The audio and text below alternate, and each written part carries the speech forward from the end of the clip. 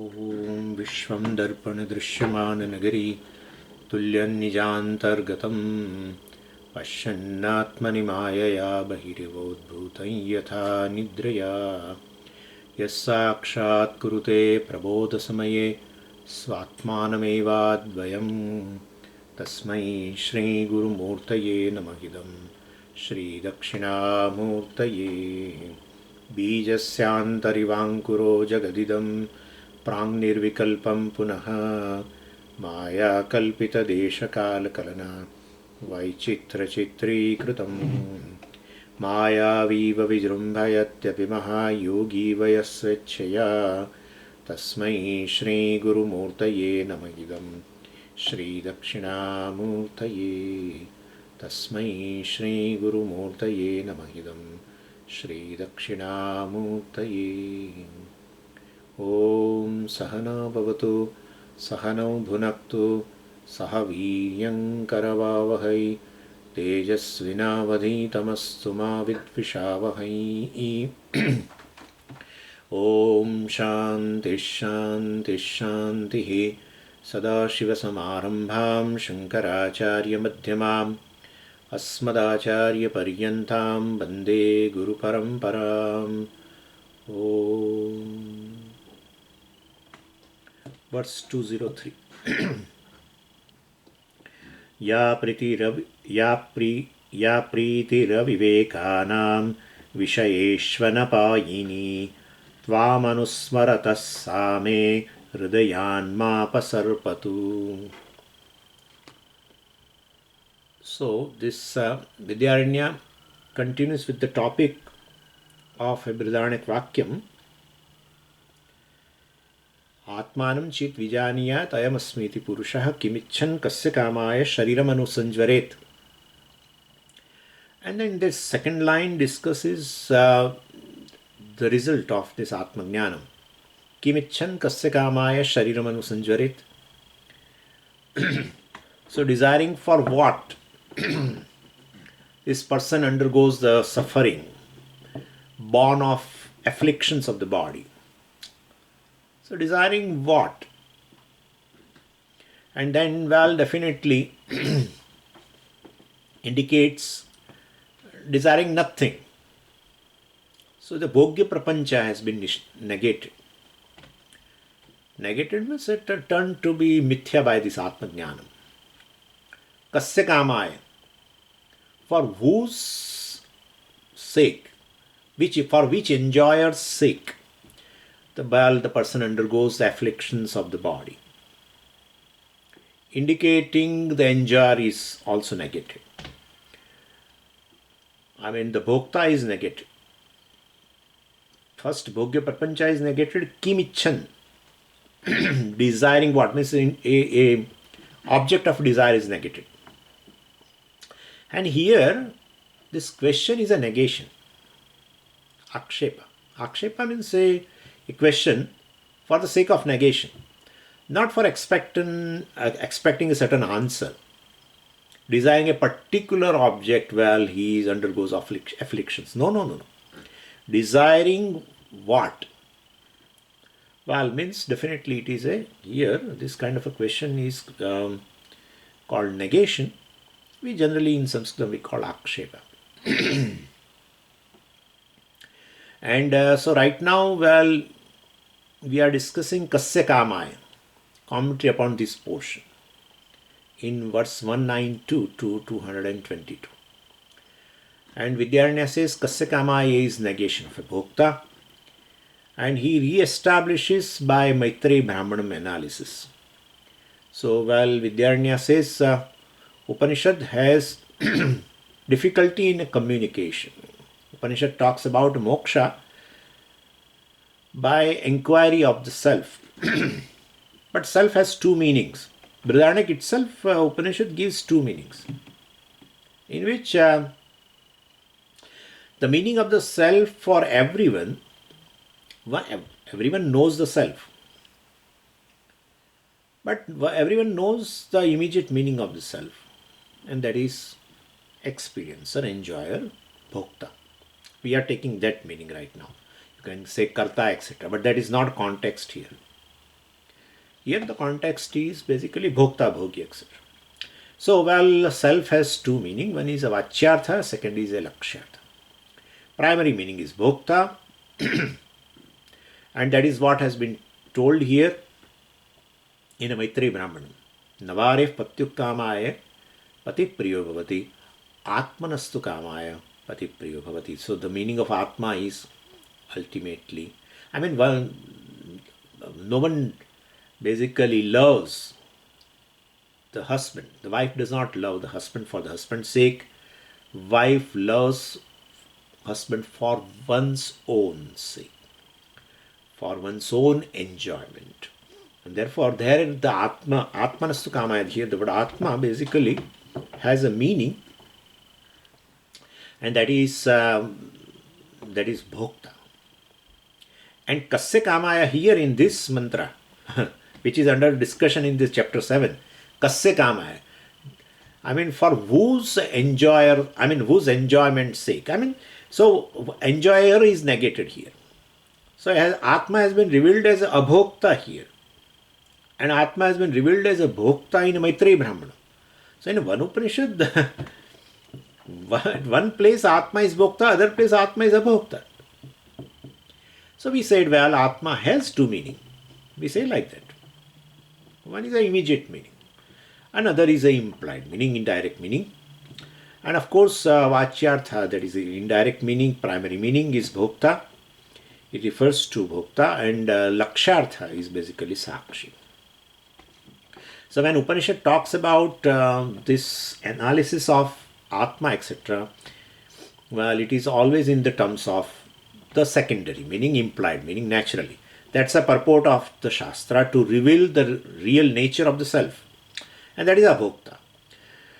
But even though Upanishad's Tatparya, to reveal the implied meaning, Abhokta, etc., and but student does not understand that this secondary meaning, which is arrived by Bhagatyaga Lakshana, etc., because Bhoktrutvam is negated.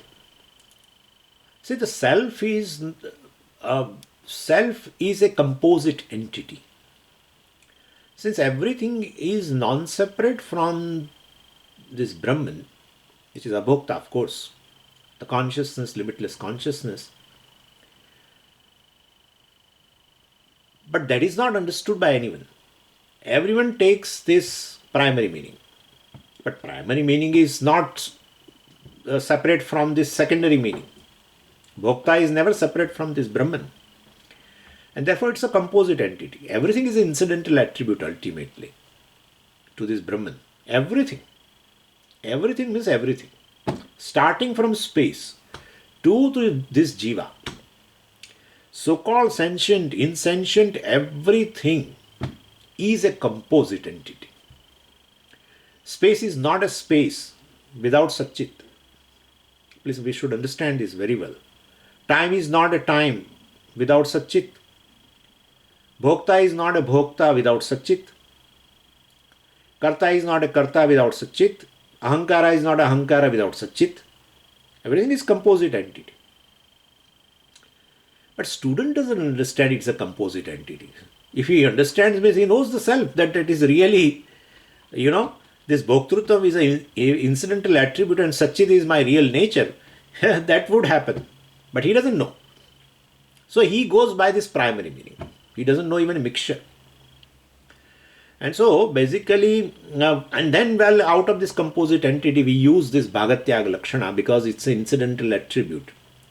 And being an incidental attribute, it is mithya. Incidental means mithya. Incidental means mithya. Everything is mithya. That's how Jagat mithya. When I say pot is an incidental attribute to the clay, so that is name and form. It has some reality. That's how it is mithya, not non-existent. It's not non-existent. Clay is a reality means what? Pot has no reality? No, pot has a reality. That's how you fill up a water in a pot. You cannot fill up water in the clay. But it is just experiential reality, incidental reality. It comes and goes, etc. Anyway, so basically, so we do Bhagatyaga Lakshana. Out of this composite entity, we remove a part of it, being Mithya. And then you arrive at this implied meaning. So anyway, and therefore, when Upanishad talks about Atma Vichara, we should know this. This is where the Shraddha comes into the picture. When one Upanishad talks contrary things, yet there is no contradiction there.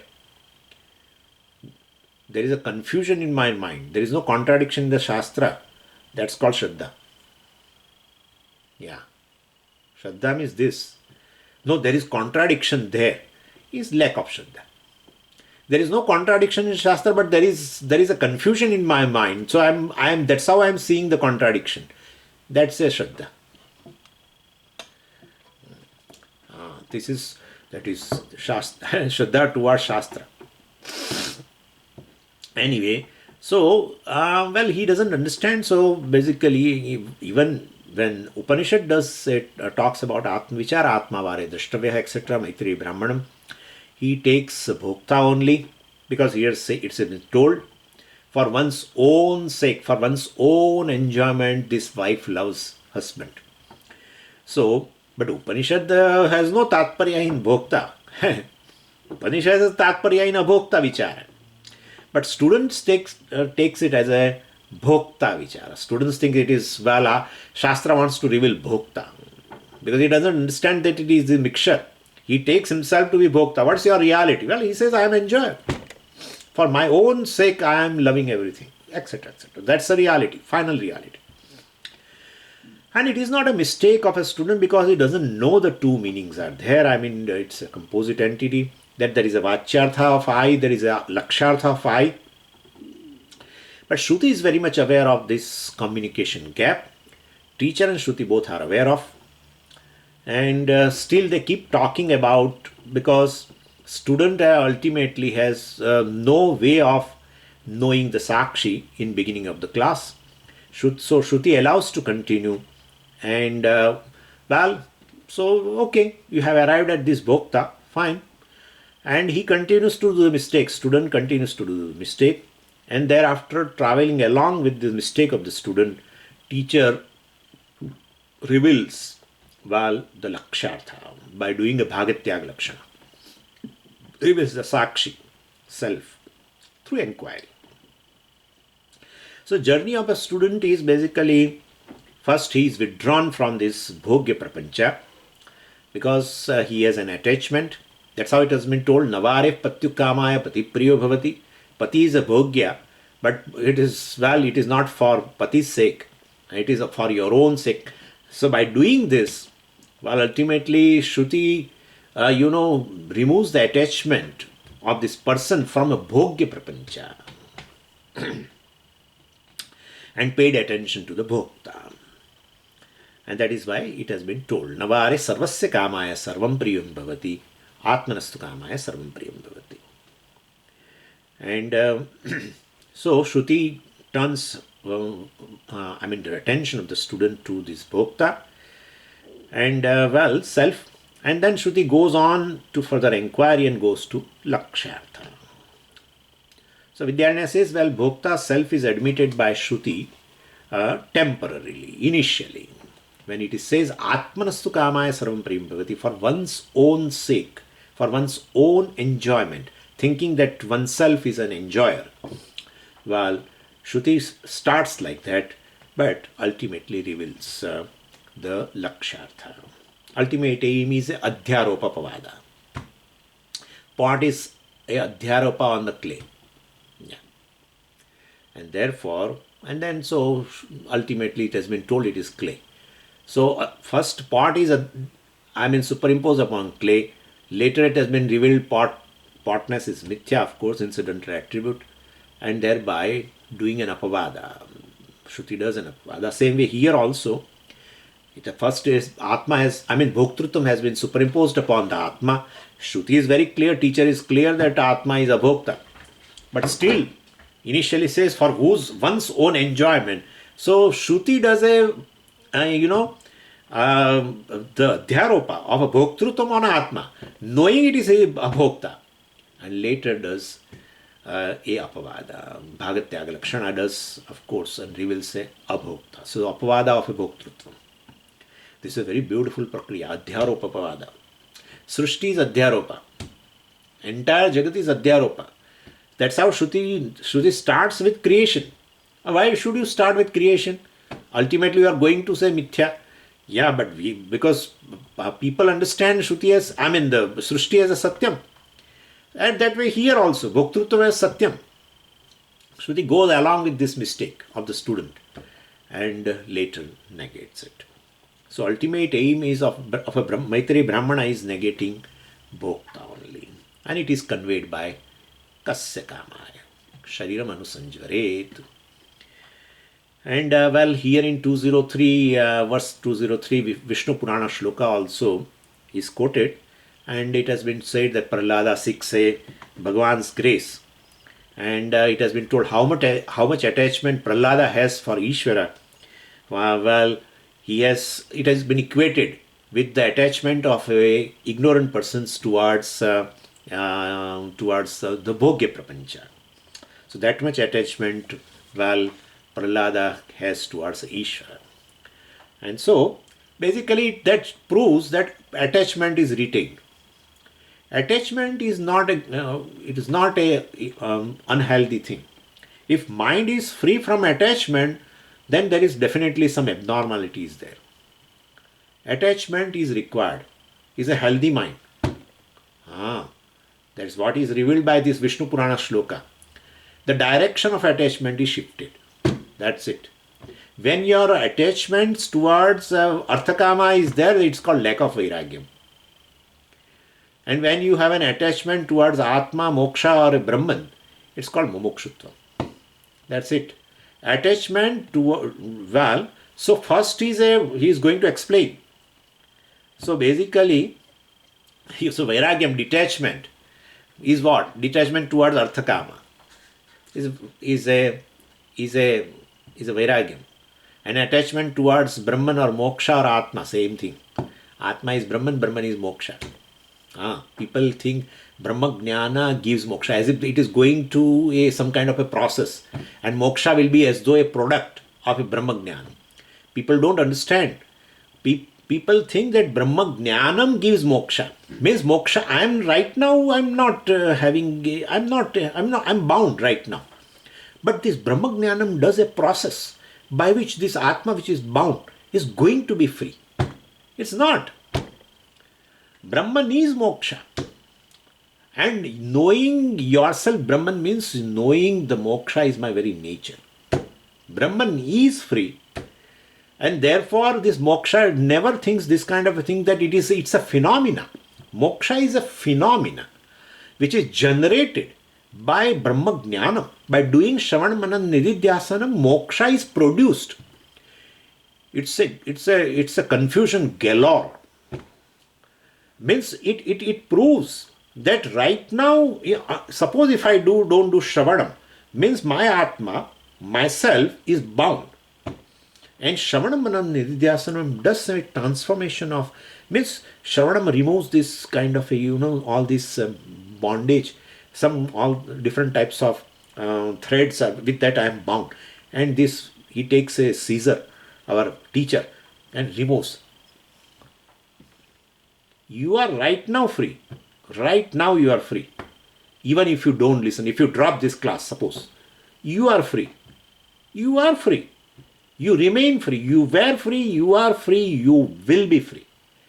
Brahman is never bound. That's called Brahman, which is not bound, which is limitless. And so Brahman means moksha. Knowing that Brahman which is free is myself is called Brahma Jnana.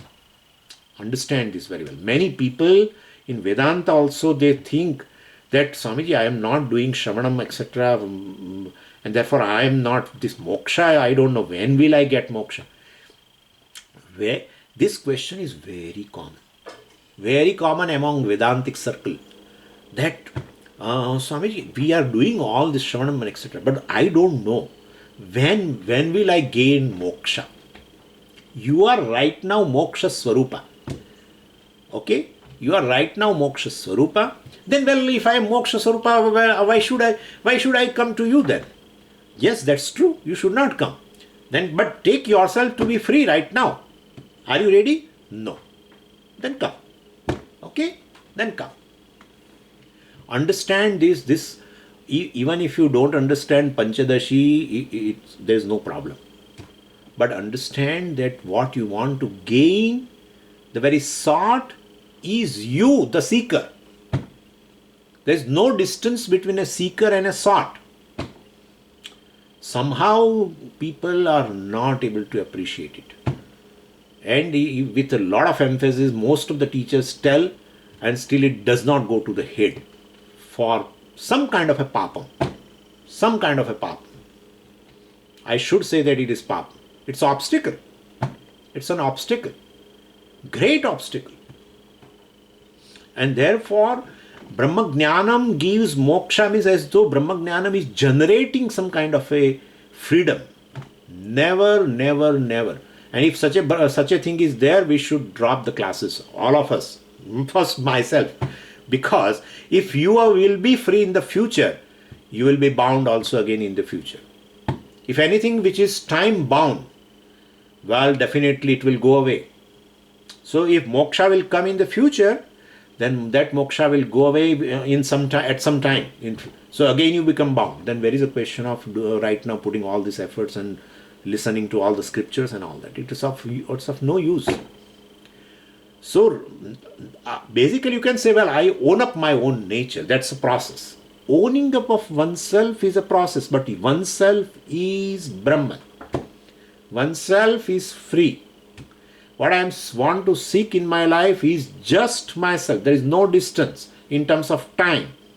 There is no distance in terms of place. Of course, here there is place is not much importance, but in terms of time, people feel there is a distance, like a retirement. Like retirement.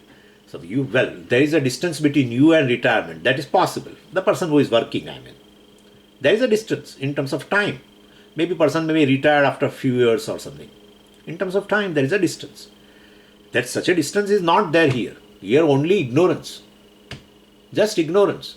Dropping the notions other than I am Brahman regarding the self is called Brahma Jnana. Dropping all the notions other than I am Brahman, about myself is Brahma Jnana. It's Atma is self-revealing. In fact, that ignorance and all the notions are shining in that same consciousness. Same consciousness. Everything shines. I know that I am ignorant.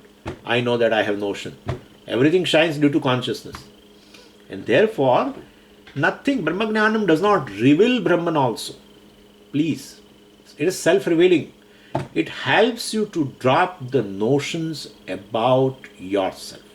By removing the ignorance, the cause also, the ignorance, while the effect, all the error, subject-object error, etc. is removed. That's all it does. Brahma Jnana doesn't do anything. Words of the Shastra, they are not torched like they reveal Brahman. Brahman is somewhere in Yo Veda Nihitam Guhayam Parame Vyoman. In this Buddhi Guha, somewhere the Brahman is sitting, and I have to take the torch of words of the teacher and Shastra, and I will do that, and then Brahman will shine like this. If Brahman shines through the words, Brahman is not self-revealing.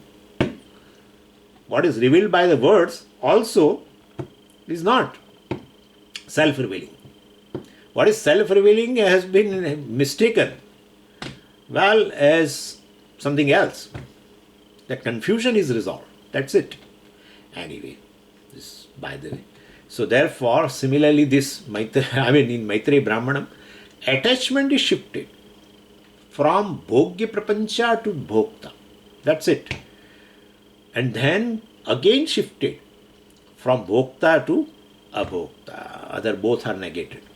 Bhokta and Bhogya Prapancha is negated. That's a job. That's we call Triputi also sometime, right? Triad of Bhogya, Bhokta and Bhoga. All the three are negated. understand. This is the not job of a knowledge. Negating means understanding them as a mithya. Experiential, they will be there till the prarabdha is there. Bhoktrutvam as a ahankara will remain, but as a mithya. Badhita ahankara we call. So that will remain. Otherwise, bhokta is negated means then who will enjoy the prarabdha, so-called prarabdha? Then where is Jivan Mukti? And therefore understand it will continue, but it is just at an experiential level, like the pot continues. Even after your understanding, that pot is not a reality. Still you fill up the water in the pot. Same way, or else you can take, even if you understand through science that sunrise is negated, sunrise continues. In your experience continues throughout the life. Please understand this. People say negated means bhoktrutvam itself goes away. It cannot go away anyway. In a mixture, it is understood as a mithya. That's all. First, it was taken as a real, that is samsara. I am a bhokta is a samsara. I am abhokta is a jnanam. And then, still the bhoktrutvam which is there, which is non-separate from this abhokta atma, that will continue till the prarabdha is there. And therefore, here it says, ya pritihi avivekanam. Here aviveka refers to aviveki basically. न विद्यते विवेकः येषां ते अविवेकः. This is for grammar student. So ya pritihi avivekanam. Anyway, now let's read. We have seen actually this verse, so I am not now going further into that. Verse 204. Iti nyayena sarvasmat bhogya jata viraktadhihi upasamhrityatam pritim bhoktaryeva bubutsate. Bhoktaryeva means bhoktaryeva. So as said in Vishnu Purana and as also in Maitreyi Brahmana, Navarih Patyukama, etc. Series of statements are there. So basically, nobody loves a world ultimately, because Prahlada's example is very clear that ultimately Prahlada has the same attachment, love for Ishvara, just as an ignorant person has an attachment or love for the Bhogya Prapancha. So both Vishnu Purana Shloka and Maitreyi Brahmana reveals clearly that nobody loves the world. Everybody loves oneself. Here the self means Brahman. So attachment is turned from Bhogya Prapancha to Bhokta. Iti Nyayena, as mentioned in Vishnu Purana, redirection of an attachment. So in Sadhana Chatushtaya Sampatti also, as you can see very clearly, the Vairagyam is in the second place and Mumukshutvam is in the fourth place, right? And therefore, so first there is a detachment from an external world, from Arthakama, etc. And then there is a Mumukshutvam also means attachment. So first detachment and then attachment. So first a detachment from the external world, material world, and then attachment to the moksha or Brahman or Ishvara, Mumukshutvam. So Vairagyam is turning away basically attachment from Anitya Vastu to the Nitya Vastu. Everybody is interested in Nitya Vastu. That's not a big thing. But I'm just reminding you. Everyone is interested in a thing which is permanent. Everyone is interested in permanent happiness and permanent peace and permanent security. Everyone is trying to create a situation in which one definitely have all enjoyments and one have a peace, one has all objects of security, and yet I want to be independent. Think this. You want to have objects of security and have independence also. You want to have objects of pleasure and also independence. You want to have a peace through the varieties of situation and also want to be independent. How? If you derive something through the object, you are dependent on the object. One doesn't understand. One doesn't understand this. And more you are having exposure to so-called objects of security and more and more dependency. So if you want to be independent and have a security forever, then where security lies? If you want to be independent and have happiness also forever, where that happiness lies. One should really think over this. It cannot be centered on object, because then a dependency will be there. Where is independence? Then it is centered on self. There are two things. One is object, other is subject. So if you derive these three things through object, you are dependent. No, then it is centered on subject. When the subject, Swamiji, then why should I seek? If subject is a source of joy, subject is a source of peace, subject is a source of happiness, then then why do I am seeking if I am the source? Perhaps it may be possible that self, I should transform the self from insecure to secure, from a anxiety etc. centered on self to the peace centered on self. And unhappy self should be converted to the happy self. It's not possible. Why it is not possible? See your experiences. You say you are happy self. How long? How long? Oh, I'm secure self. How long? How long? Few seconds? Few minutes? So if you transform the self through some process, let us say, this is all hypothetical thing.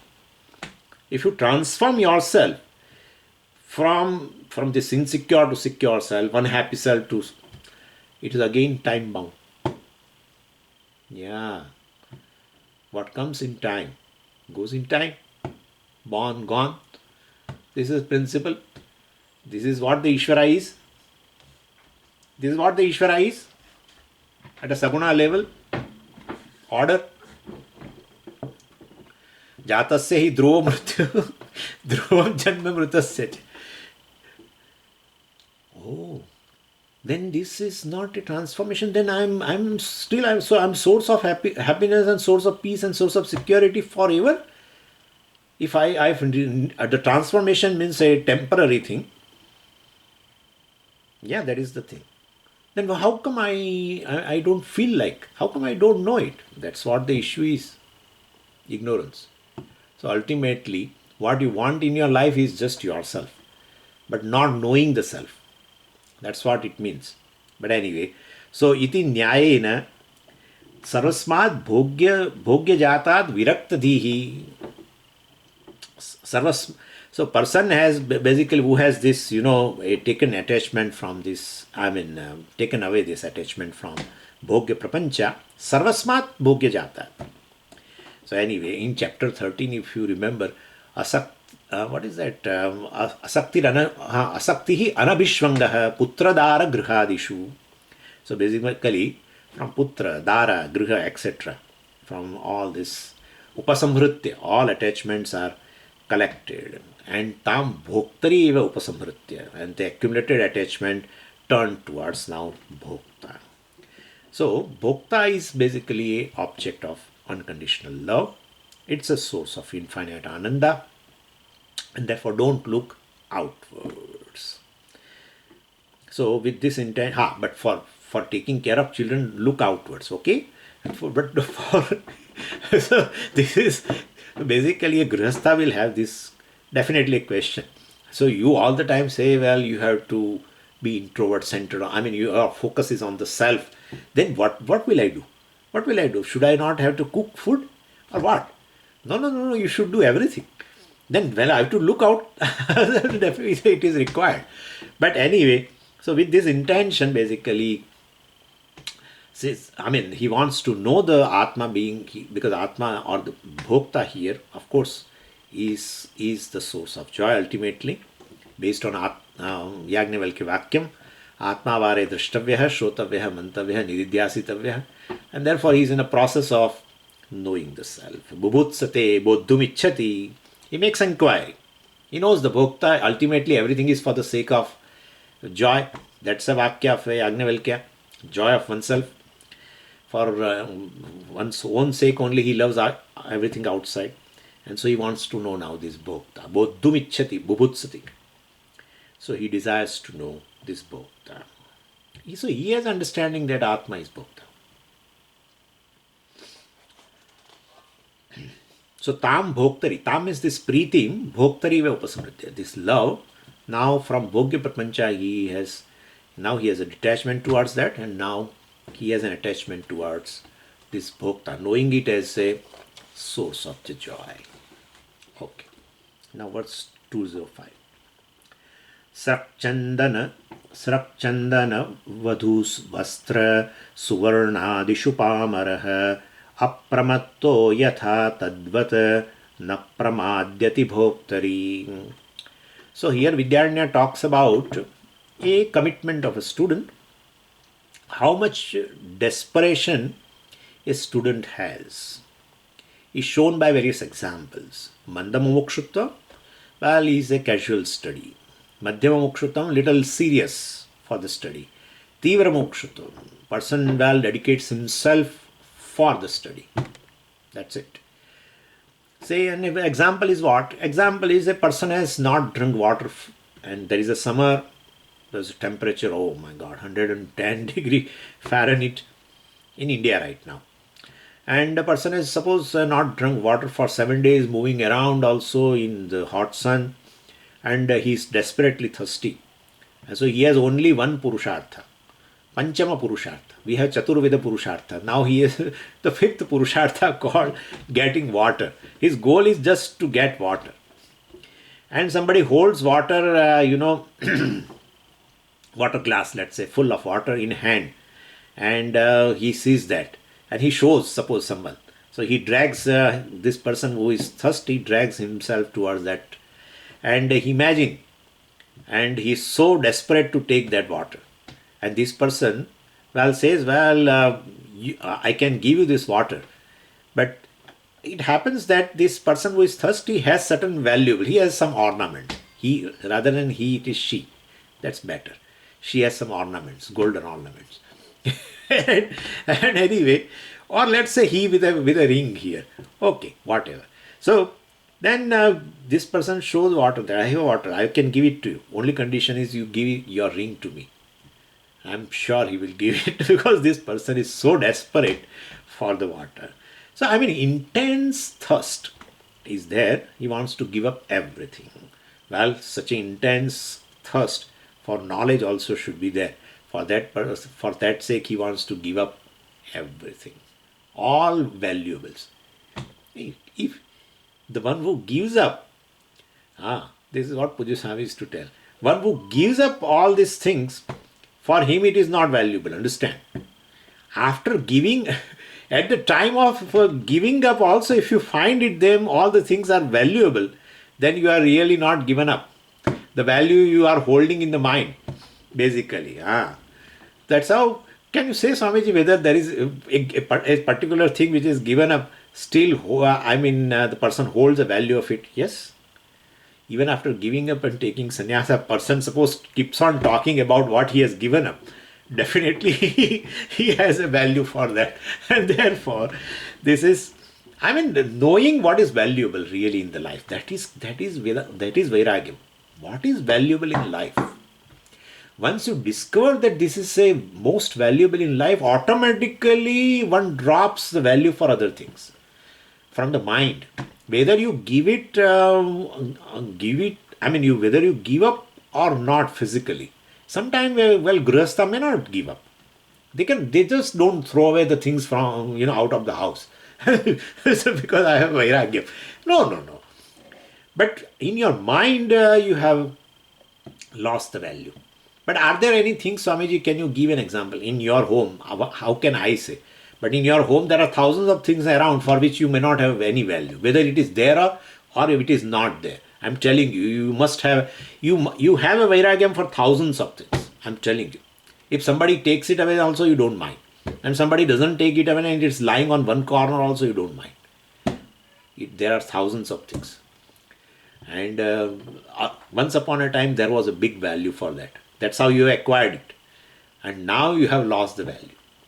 They are there. It's so, basically here also, in this person's life, basically he is now thirst. He has a thirst about this knowledge, moksha. And so he has a value also for that, and he intensely committed to that. So anyway, he gives example, Pamaraha, the spiritually illiterate ordinary person, Apramattaha. Apramattaha means intensely committed, deep attachment towards what? Srak, Chandana, Vadhu, Vastra, Suvarna. Srak stands for malas in those days, of course. Now Chandana, well, definitely Upalakshana for all types of perfumes. Vadhu, well, it's an Upalakshana for family, relatives. Vastra stands for all kinds of clothes. And Suvarna stands for gold or any valuable other, maybe possessions, different possessions. So, while Pamara has a very intense attachment, intensely committed to apramattaha, towards all these things, tadvat, in the same manner. Mumukshuhu na pramadyati, while he is not careless, means he is passionate with respect to what? With respect to bhokta, bhoktari. So, with regards to bhokta, it's a Vishaya Saptami. So, with regards to bhokta, he is very passionate, means bhokta inquiry. So, with regards to bhokta, means with regard to this bhokta inquiry, well, he is very much passionate because he has come to know that I love in this creation everything. Whatever is lovable in my life is ultimately due to the love of the self, and therefore this must be the source of joy. Bhokta must be the source of joy, and therefore he wants to inquire into the nature of this bhokta. So he is also very passionate. Just as this Pamara is a passionate about this Srak, Chandana, Vadhu, Vastra, Suvarna, etc., thinking them as a source of joy, same way this person, Tadvat, in the same manner, well, Mumukshu api na pramadyati. So here, earlier he has used the word apramattaha. This Pamaraha apramattaha. Now he says Mumukshu na pramadyati, same thing. He is very passionate regarding this bhokta inquiry. And in order to accommodate such a thirsty people, thirst for moksha, I mean, in order to accommodate these thirsty people, sannyasa ashrama has been designed. So he is not interested in a money, not family, not progeny, not job, well, and for other things also. Like brahmacharya ashrama is designed to study the shastra basically, so that one can be a good citizen and good person, ultimately good human being. To study first shastra. Brahmacharya ashrama has been designed, life of study. Grihastha ashrama is designed for basically to do some karmas, ultimately to grow. Vanaprastha ashrama is designed for, well, for gaining a focusing capacity, for upasana, for anugraha also, Ishwar anugraha, as well as this drashtaphalam also is there. And same way for such a thirsty people for moksha, means one who wants to commit to jnanam, well, sannyasa ashrama has been designed.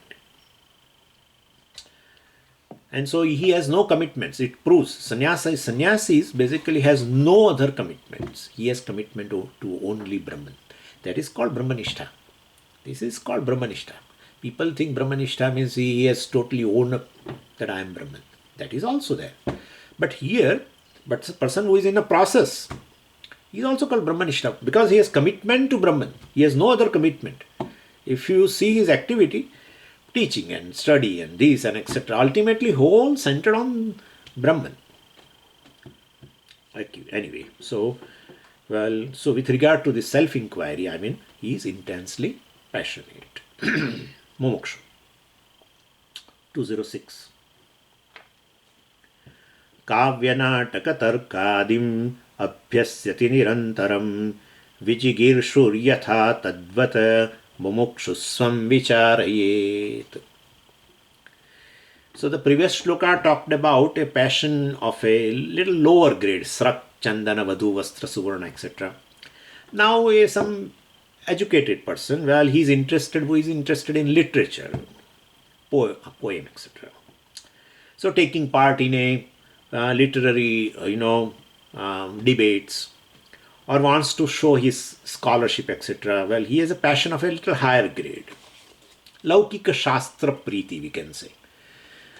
So Kavyam, Vidyaranya says Kavyam, literature, Natakam, drama, etc. People have a different, people are interested in drama, especially of Shakespeare and other things. It requires a certain, a different type of a infrastructure of a mind, but ultimately it's all Laukika Shastra. And Tarka, Kavya, Nataka, Tarka. Tarka stands for here of the Mimamsa also, and Vyakaranam also, Laukika Shastra. Nirantaram Abhyasati. Some people are constantly engaged, committed to, in these books. Vijigishuhu, Vijetumichuhu. They want to win the debates. So this is a particular way of making. Mumukshu, Moktumichuhu, etc. Same way Vijigishuhu, Vijetumichuhu. Ji dhatu is there, right? Ji dhatu, Ji jayati, first conjugation. So from there they have made this a desiderative. So he wants to win the debates. That's how he is Nirantaram Abhyasati. He is committed, constantly engaged in this Kavyam, Natakam, Tarka, etc. And there are various sadas, they call. Sadas means an assembly. In Shringeri, we have Acharya calls all these Pandits, different from the India. In India, they call Ganapati Sadas. Yeah. And from people from different, experts come, various Pandits come from, somebody from Nyaya Shastra, somebody from Mimamsa, somebody from grammar, Vyakarana Shastra, like that. And a person from, Pandits from Vedanta Shastra also. And it's amazing thing that Acharya Shankaracharya ji, our Bharati Tirtha Swaminkal, he has literally, he really excels in all the field. I have gone with one person, one Panditji from Chennai to Shringeri.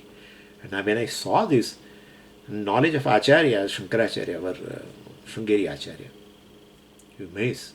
In grammar, he excels in every field because of long study, and Saraswati is also grace. Anyway, but here, those people who are interested only in this kind of a thing, taking part in debates, and and naturally they have a interest. Taking part in debate is not for the sake of just gaining knowledge, sometimes to win over also, to show one's own knowledge also. So, and I have seen there also one, they take you in a grammar also, they take a particular Panini Sutra, and they study well and prepare everything, and they give a talk on one Panini Sutra of 20 minutes, 30 minutes. So there are scholars, and question answers will be there and everything. So these people have an intensity of the passion in Kavyam, Natakam, Tarka, Mimamsa, Vyakaranam, etc. etc. Same way.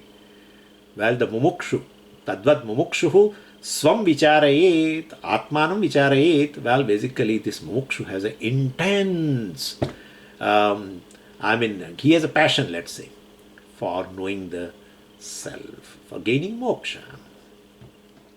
So these people, one who are interested in moksha, earlier they may be having, they might have studied even Laukika Shastra also, but now they have dropped even Laukika Shastra. They came to this Vedanta, and they are interested in only knowing oneself. They are not interested in anything. Or else it is other way also. People come to Vedika Shastra, come to Vedanta, they drop other all Shastras, and they here try to excel others also. They want to go to little higher grade and show the knowledge, present themselves in Vedanta. In Vedanta also there are so many debates going on. Many debates are there.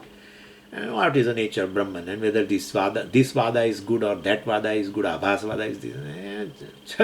So much goes on. Not interested in moksha, etc. That is also possible. Okay. Verse 207.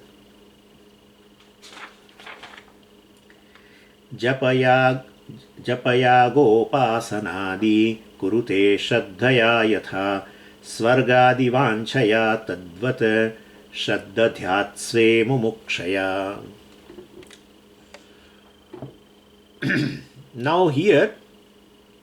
Now talking about the people who are stuck in a karma kanda. So here Japayaga Upasanadi Japa. It's Nama Sankirtanam. Well, also Bhagavad Bhakti is there. It's very beautiful thing, of course, but it is the intermediate step. But they have a passion. Passion means doing even bhajanam, etc. overnight also they may do. Anyway, Vidyaranya admires that and says, well, they have to redirect their passion towards self-inquiry. Yaga means a Vedic ritual. Upasana means upasana, I mean the meditation on the Ishvara with attributes. And etc. And japa, it means nama sankirtanam. Shraddhaya kurute, many people follow with intense faith. So for what? Swargadi vanchaya, for getting benefit of swarga, etc. Or any other worldly benefit people may be doing also. Meditating, doing ritual, nam sankirtanam, for even getting a material benefit also. So basically, so that is also with intense passion. People are, I mean, not intense passion, we should say. Well, they do passionately these things. Tadvat means equally, intensely. Sve shaddadhyat. Sve. Sve means here it's a Vishaya Saptami. With regards to oneself also, shaddadhyat may you show a passion. So shaddadhyat, it's a potential. And so may you show the same passion, the way this person is showing in a karmakanda, means in a japa, yaga, upasana, etc. People are showing so much passion, intense commitment. Same way, well, this mumukshu should show a intense this commitment, or should have a passion for even for the knowing the self. So mumukshaya, for desiring moksha, for desiring oneself. Sve shaddadhyat. Shat plus dha, becomes like that. It is potential here. Yat. Yat yatam yuhu. Shaddadhyat, shaddadhyatam, shaddadyuhu, etc. I think if I'm correct. So sve shaddadhyat. One should have the passion for this knowing the self, or for desire for moksha. And now he talks about certain upasanas, meditations. Karma kanda is over. So people have a passion for that. People have a passion for worldly things. People have a passion for worldly disciplines of knowledge. People have a passion for varieties of the karmas, right? Yaga, etc., upasana, etc. Now he shows some other types of meditations. Also, people have a passion for that. So he talks about a group of varieties of meditations, like chakra meditation people have, and eyebrow meditation, and tip of the nose meditation. India is full of varieties of meditations. And when you don't come to Vedanta well and do meditation, definitely people who are meditating, they are quietly ignorant, we should say. And the people, earlier, they were turbulently ignorant, we can say like that. But anyway, none of them has nothing to do with this spirituality, knowing oneself, I mean. So not knowing that people are trapped in all these things. So they have a great passion for every other thing other than knowing the self. So here it's been shown. So yoga also we can take here in this upasana of meditation on Ishvara, etc. But here other meditations. So we can take a fourth example of a yogi. Karmakandi was a third. Yogi means Ashtanga yogi. Mahayasena means Mahayasena. So with a great effort, chittaikagram, so single pointedness of the mind, either in any object outside or inside.